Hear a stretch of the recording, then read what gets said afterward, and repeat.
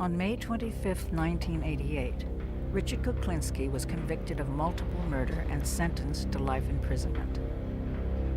This ended 30 years of cold-blooded killing by a master criminal police called the Iceman. Richard Kuklinski is one of the most dangerous criminals we have ever come across in this state. He murdered by guns, he murdered by strangulation, he murdered by putting poison on victims' food. He did all of this at the same time while exhibiting a normal, placid family existence. His wife, his children were uninvolved in his criminal activities. Yet, we are faced with evidence, convicting evidence of numerous grisly murders.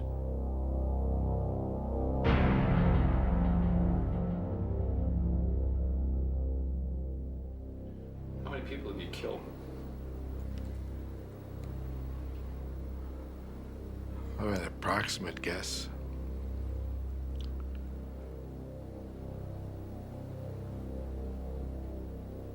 Approximate will go with more than 100.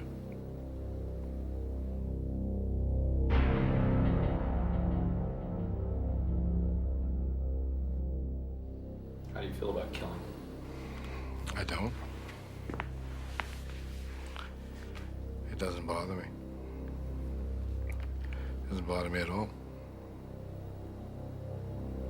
I don't have a feeling one way or the other. I think if I had a choice, I wouldn't.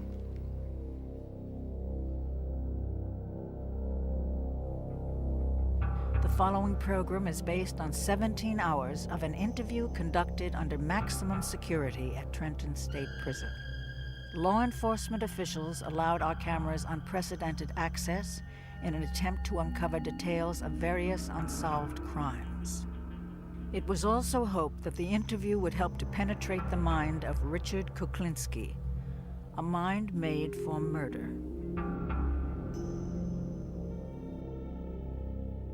Richard, when you were on the streets, what kind of weapons did you use? When I was out on the street to do something, I carried 3 guns and a knife. I had a Derringer in each pocket.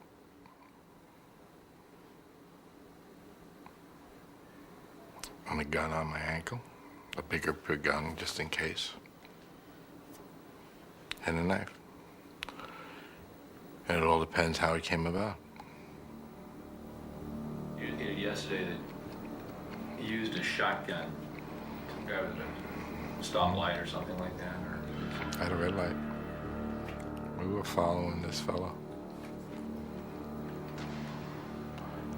I pulled up at a red light, came alongside of him, and shot the shotgun, took his head off. He never saw the green light. It was a sawed-off shotgun. It was very, as a matter of fact, when it happened, it surprised me. I expected the man to die, but it really surprised me when it took his head off. It was something I didn't expect. Richard Kuklinski is not a serial killer. He's not a drug-crazed, wild man running around with a machine gun. He's not a person that is driven by perverse sexual desires. He doesn't drink. He doesn't gamble. All of these things, which many persons that are involved in killing and murders often are motivated by. Richard Kuklinski, instead, is nothing more than a predator on human beings. His motivation is greed, and his method of murder is very varied and very extreme. Richard, I understand that you're an expert at the use of cyanide. How many times did you kill with it? Quite a few. What's the different ways you use cyanide? You could put it in liquid form. You could Person could say, for instance, a person could be in a bar.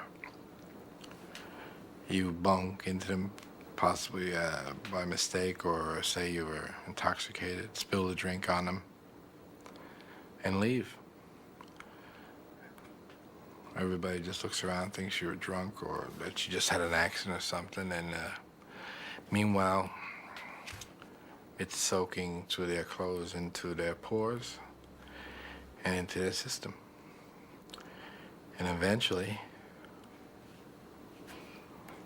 they'll die. I've been in a restaurant where we were eating, and the guy went to the bathroom. And while he was in the bathroom, we put a little boost in his food. And he was rushed to the hospital after that.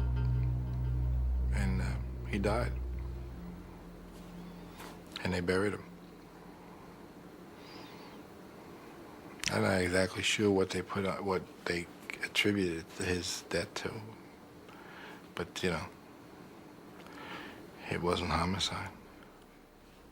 Somewhere, and I don't know where, he picked up on cyanide poisoning as being a good way, a good, quick way to kill somebody. It's such a good way to kill somebody that that's the gas that's used in gas chambers. I mean, cyanide in a gas form, which is similar to cyanide in a being eaten form, kills very quickly. It kills faster than arsenic, faster than strychnine, and it's hard to detect if it isn't specifically looked for.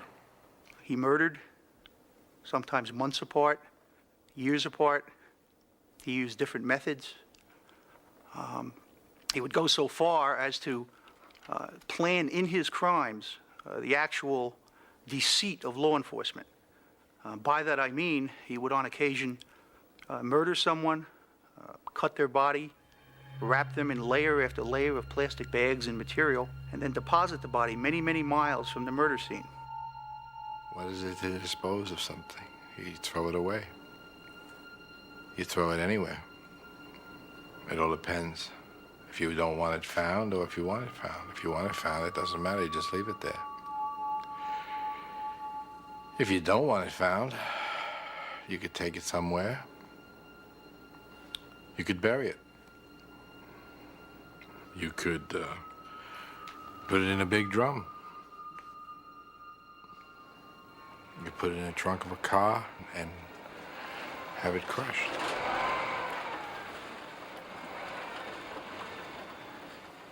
You leave it in town, you can put it on a park bench. I mean, you know, you can put it anywhere you want. They found a few people sitting on park benches, I'm sure. As a matter of fact, I know they have. Are there any murders that you committed that haunt you, that you just sort of, you feel and you... Nothing haunts me. No murders haunt me. Nothing. I don't think about it. That's why it's hard for me to tell you. In order for me to be able to tell you when something happened, I'd have to think about when. If I think about it, it would wind up hurting me. So I don't think about it. If I had a choice, and of course you has already said to me, we all have choices. Maybe we do. At the time I didn't seem to have one. But if I could have, I would like to be different than what I am. I would have liked to have been different than what I was, yes. It would be better. It would have been better for me. I would have liked to have had a better outlook on life.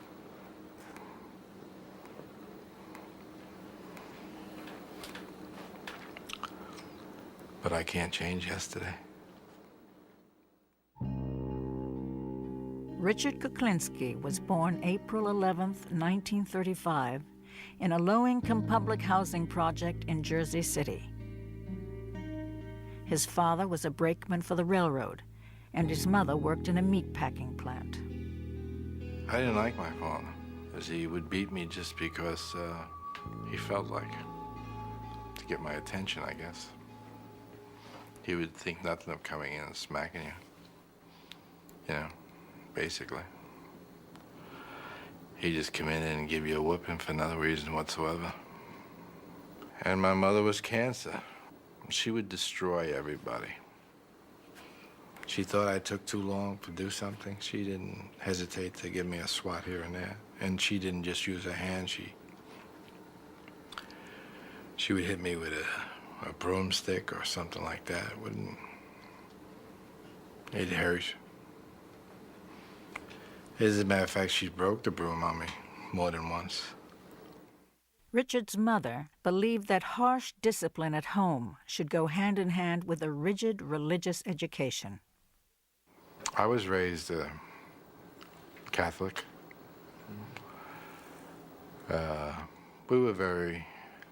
She was strict as far as the religion goes. I went to...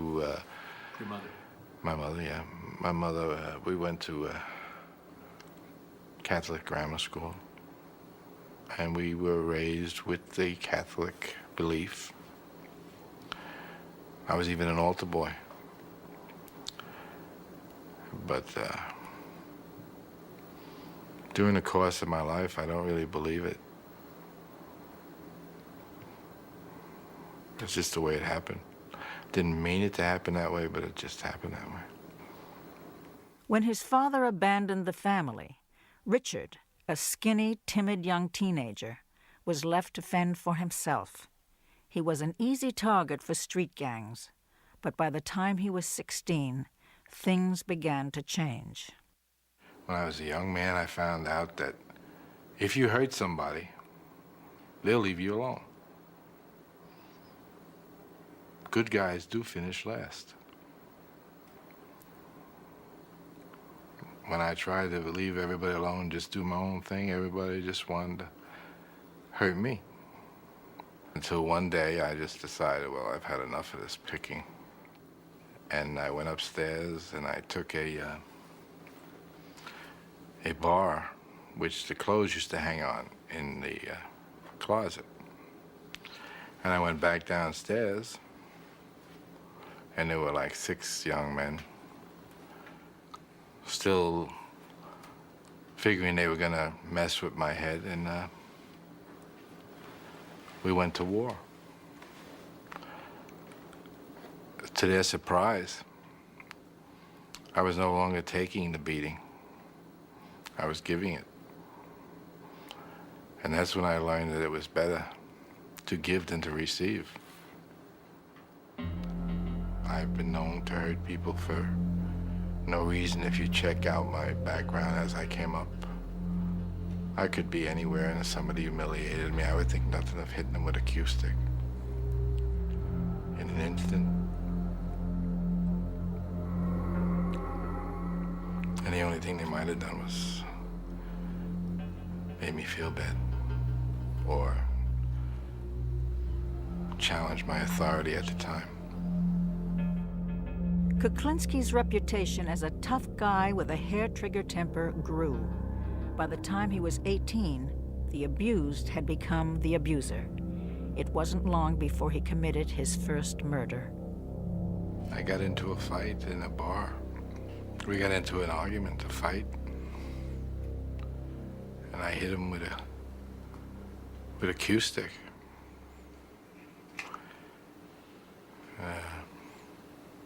A few too many times.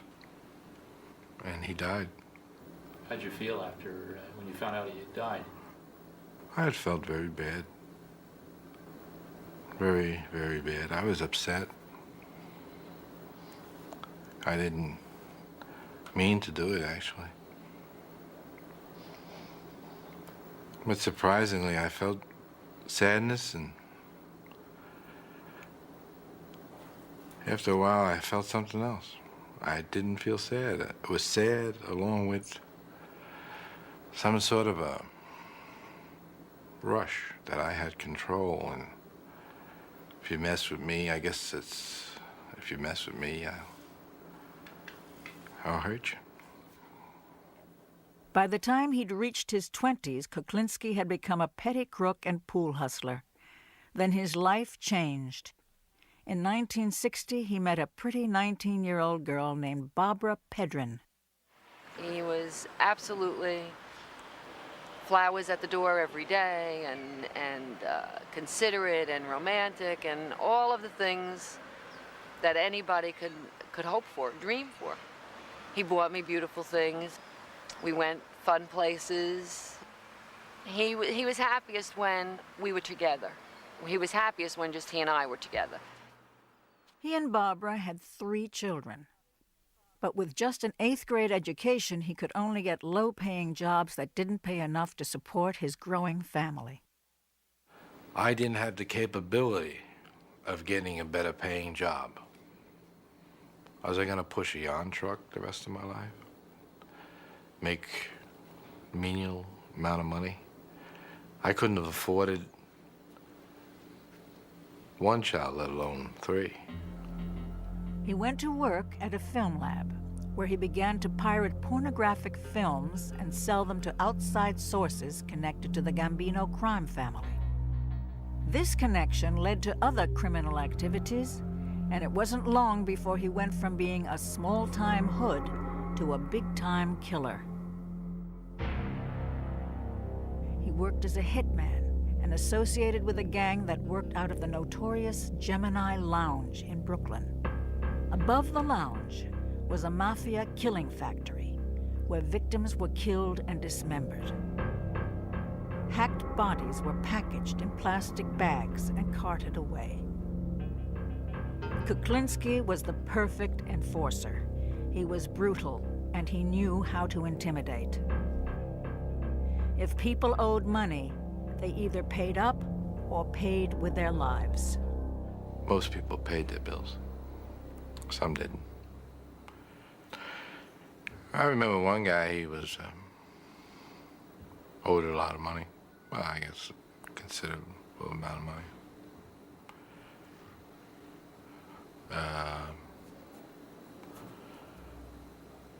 He thought he could hide behind a door. It was a nice door, expensive door. Anyway, most people don't realize that when you come to answer a door, if there's light in the background, the person on the outside can look through the peephole and see the guy coming to the door.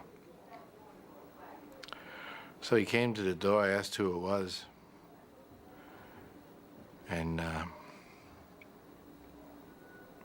he looked through the peephole. And he never saw what hit him. For Richard Kuklinski, murder had become a way of life, and the macabre became the commonplace. Would you ever use a chainsaw? I mean, To cut someone up? Yes. I've done that. To dismember them, yes. Not to kill them, no. what was it like to cut somebody up with a you know, even though the guy was dead? How did it feel to cut some guy up with a chainsaw? Well, I didn't have any feeling one way or the other. That just happened. That's the way it had to be. Messy. Yes. Yes, it was. Did it make you sick? No. I've had requests where the guy wanted the guy's tongue cut out. And he also wanted his tongue put in his rear end. So I believe there was a definite point he wanted to get across.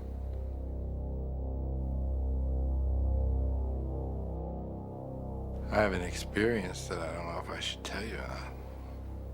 That it probably would offend a lot of people.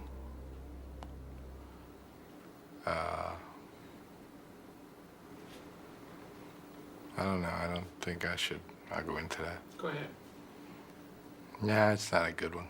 No, go ahead. Tell him.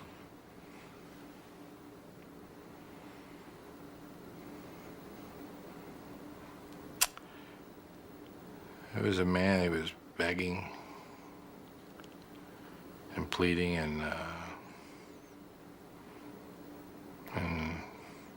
praying, I guess.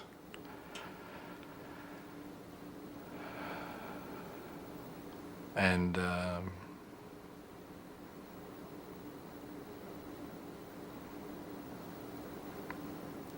he was pleased God and all over the place.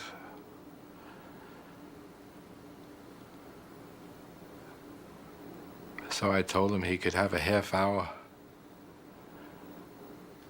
to pray to God. And if God could come down and change the circumstances,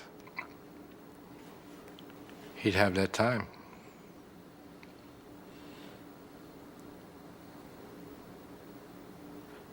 But God never showed up. And he never changed the circumstances. And that was that.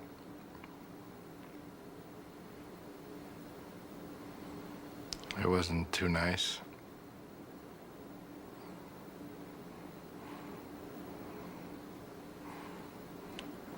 That's one thing I shouldn't have done, that one. I shouldn't have done it that way.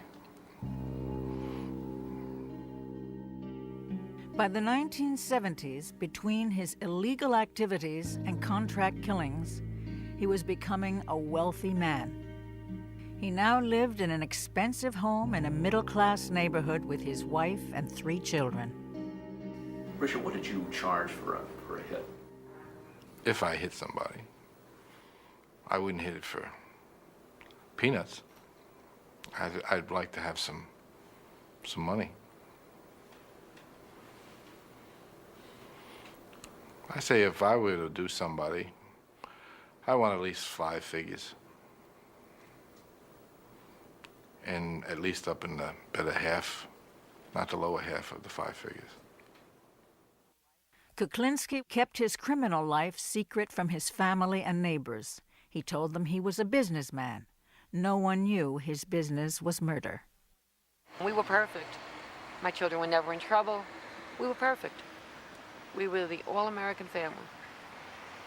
I mean, we had what seemed to be the perfect life. There were wonderful times.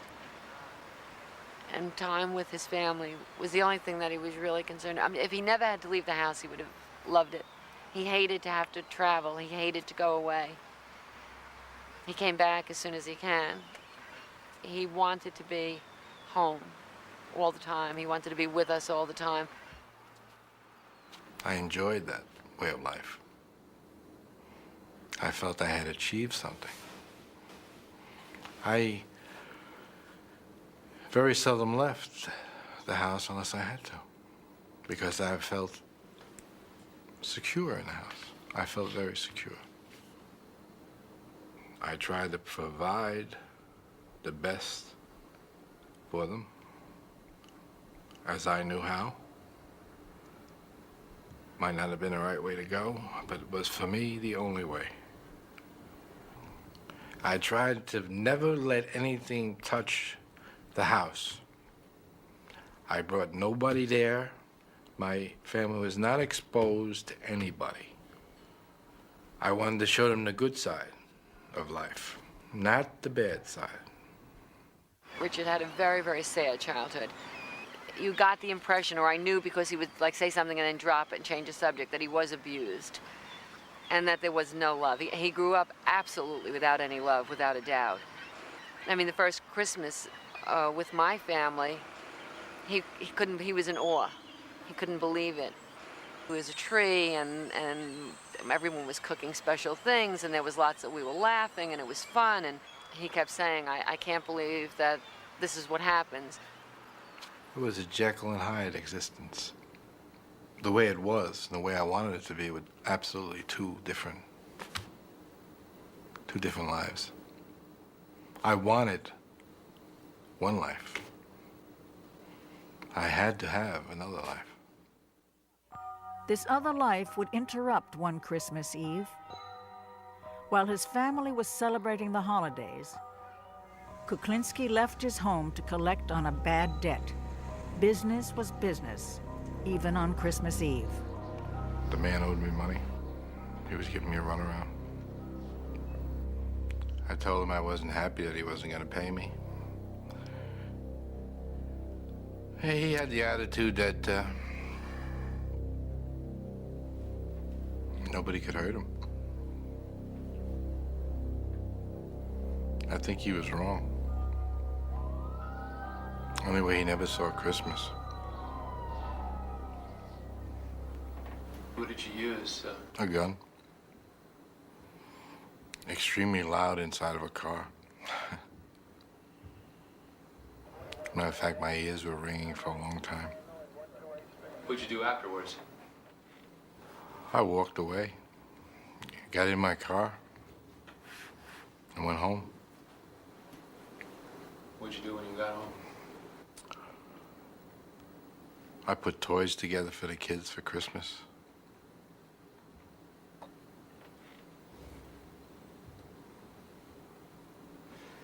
I saw the broadcast while I was putting the toys together that came down.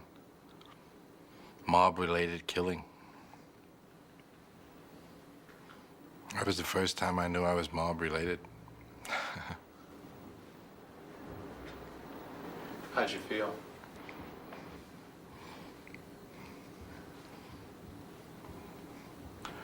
I was annoyed I couldn't get the damn wagon together.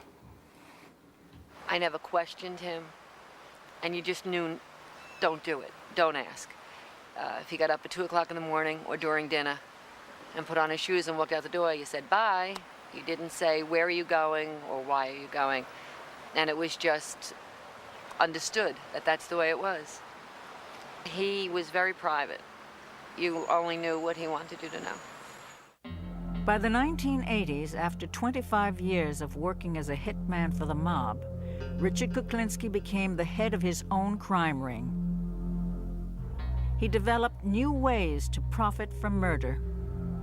The case of Paul Hoffman was typical of the way he operated. On the afternoon of April 29, 1982, Hoffman arrived at a warehouse leased by Kuklinski.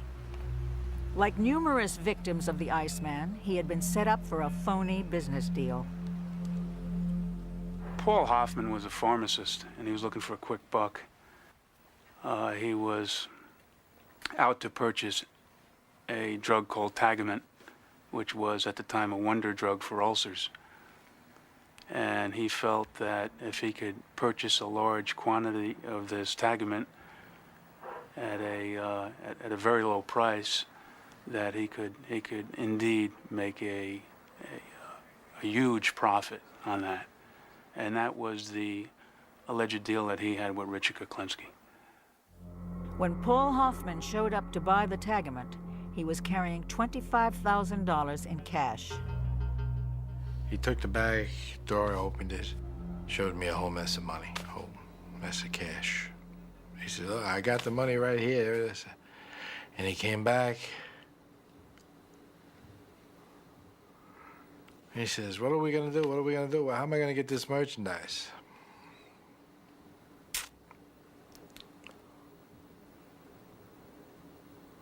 I put the gun under his chin, and I said, "There is no merchandise." And I shot him.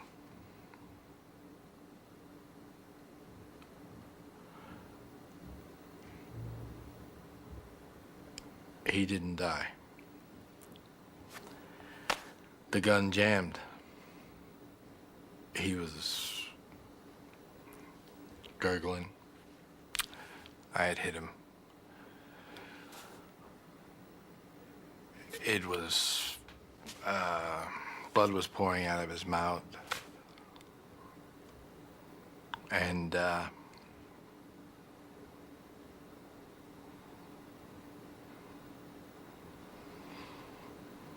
he was in I would imagine it looked like he was in a lot of pain. So there was a tire iron there. I took the tire iron and hit him with it, which knocked him out, and he died. I then took him and put him in a 50-gallon drum, put it on the side of a motel. It was behind Harry's corner. I listened to the people. I went in Harry's every morning. The thing was there for a long time. I looked at it every day. It was there. I went in Harry's every day. One day it was just missing. Continued to go in Harry's to see if anything was said about it. Nothing was said. I don't know what happened to the drum. By the 1980s, Kuklinski was involved in narcotics, pornography, arms dealing, money laundering, hijacking, and contract killing on a worldwide basis. He was also pressing 50 and getting tired. He started to make mistakes. He began to leave traces, and law enforcement officers who had suspected him over the years began gathering evidence. Kuklinski would protect himself by killing anyone who could testify against him. On December 27, 1982, a body was discovered at the York Motel in New Jersey. The body was identified as Gary Smith, 37. Smith had been given cyanide and then strangled to death. This was the first of many mistakes Kuklinski was to commit. Gary Smith was found under a motel bed in New Jersey, as I recall, where some 20 people had used the room in 5 days and nobody had realized there was a rotting body underneath it. The body was found in a decomposed state. It was very hot weather. Smith would have not been identified as a murder victim if he had died only of the cyanide. If the cyanide had worked and he had died, and he didn't need to be strangled, that ligature mark around the neck wouldn't have been seen, and he would have been possibly a drug addict overdose, or lots of other things of a non-homicidal nature would have to be considered. On September 25, 1983, the body of Louis Masgay was found. As he had done many times before to confuse the time of death, Kuklinski had frozen the body in an industrial freezer. This was the murder that earned him the name of Iceman. This murder was also his second deadly mistake. He did too good a job on that body because he left that body in the freezer for 2 years, then took the body out and dumped it in Rockland County, and the body was found before it had fully thawed out. So the doctor doing the autopsy, the medical examiner in Rockland County, when he opened the body up, saw ice inside the body in the summer's day and said, there's something wrong here. This guy could not have died 2 days ago the way he looks like from the outside. On May 14, 1983, a bicyclist was riding down a lonely road in a wooded area and saw a buzzard feeding on a body. It was Daniel Deppner, 44, the third business associate of Richard Kuklinski, to be found dead. The body count grew. There would soon be 5 unsolved murders with one thing in common. The last person to see the victims alive had been Richard Kuklinski. After 30 years of getting away with murder, Richard Kuklinski's time was running out. He had been under investigation for 3 years, and the police were beginning to put the pieces together. What I told my superiors in Trenton was that, hey, look, you know, we can check with the FBI and we can see that there's a certain number of given serial killers roaming around this country of ours. But take a good hard look at what we got here. We got Richie Kuklinski, and there's only one of him. In 1986, a division of the New Jersey Criminal Justice Department set up a task force made up of federal, state, and local law enforcement agencies. The task force analyzed existing investigative material and gathered new information. They had one mission: to arrest and convict Richard Kuklinski. When I first read the file, which at the time was nothing more than a compilation of several different unsolved homicides. The more you looked for connections, the less you found in this particular case, because there was different types of murders, different devices used. The final method that was used was, in fact, the introduction of a undercover federal agent, Dominic Polifrone, who was able to win Mr. Kuklinski's confidence and was able to record conversations where he detailed his participation in these murders. I portrayed myself as a hitman. Told him I worked for the wise guys downtown New York, and my brother was a good fella downtown, and I went by the name of Dominic Michael Provenzano. You willing to go out on a contract? If the price is right, I'll talk to anybody. Yeah? Sure. And you mean to tell me your way is nice and clean and nothing fucking shows up? Well, it may show, my friend, but it's quiet. It's not messy. It's not noisy. It's not, you know. Yeah, but how the fuck do you put it together, like, you know what I'm saying? Oh, there's always a way. There's a will, there's a way, my friend. We used to sit down, we talk.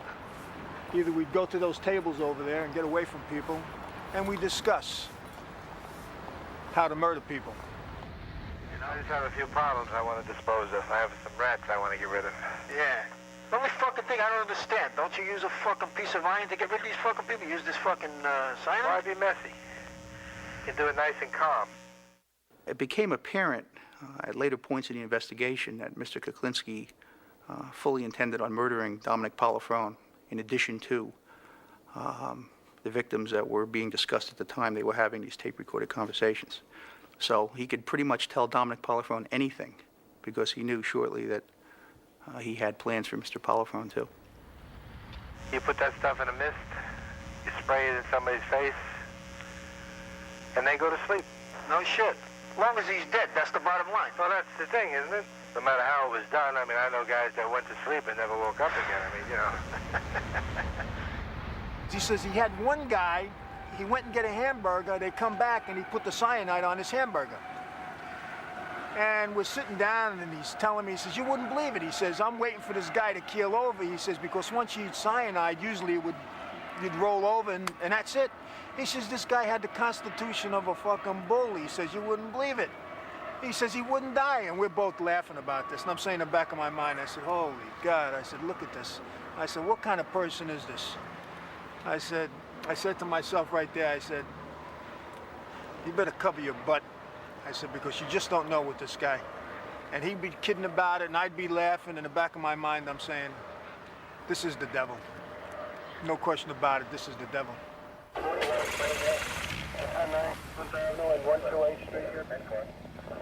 On December 17, 1986, the Special Task Force set up a roadblock and arrested Richard Kuklinski outside his home in Dumont, New Jersey.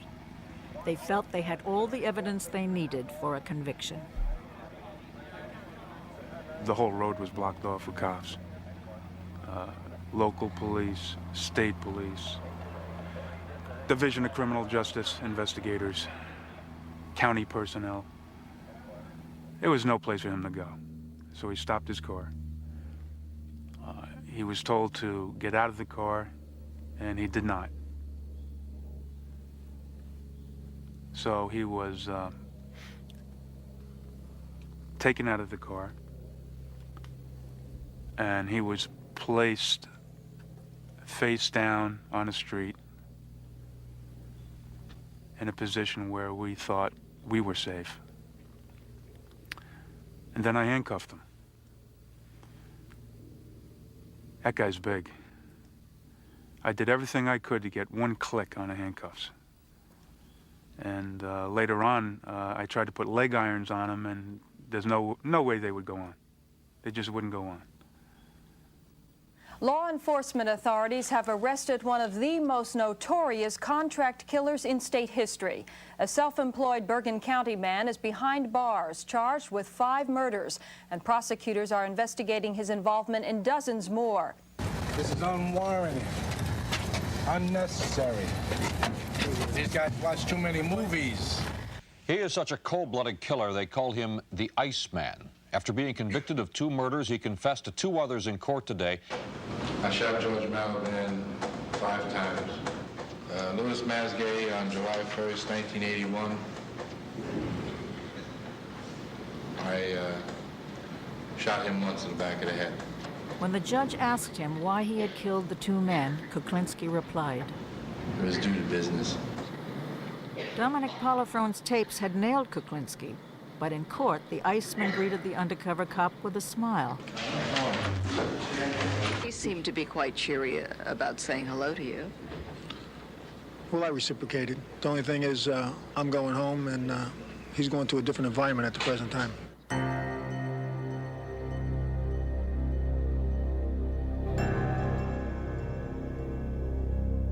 It wasn't real to us. We just had a hard time dealing with what was in the press. And I kept saying, no way, and I don't believe it. And then when I actually heard his voice, you know, in court, it was very hard to believe that he talked like that. It was very, very difficult to believe. I've done it always. As far as you've known or heard, there isn't too many things I haven't tried. No matter how it was done. I mean, I know guys that went to sleep and never woke up again. I mean, you know. The consensus of the federal, state, county, and local law enforcement agencies that were involved in this investigation is that Richard Kuklinski is one of the most dangerous criminals we have ever come across in this state. Further, it's our feeling that he is of such a diabolical, methodical type of killer that it's very possible that when all is said and done, we still may never know how many people he has actually killed. What Richard has been accused of and found guilty of and spoke to you about goes against God and man. I have very strong feelings. I am totally anti-violence. I mean, as are my children. And I can't make those wrongs right. I can't make them right in my own mind.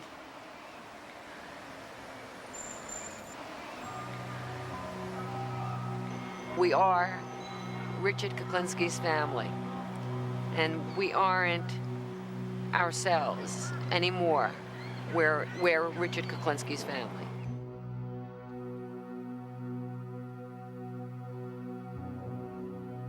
I've never felt sorry for anything I've done other than hurting my family. The only thing I feel sorry for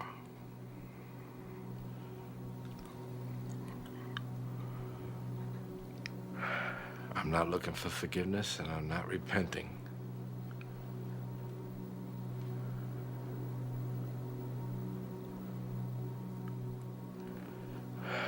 No, I'm wrong.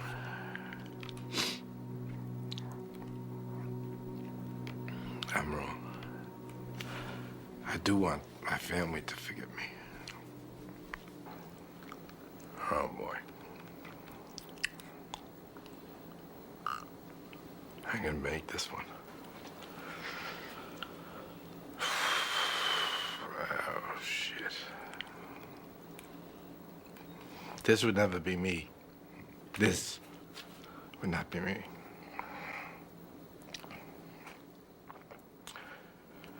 I feel for my family.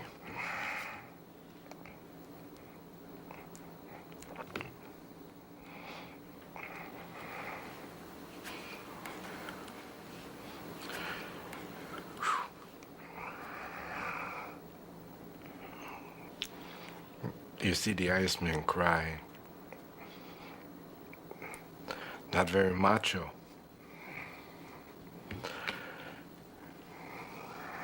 But I've heard people that mean everything to me.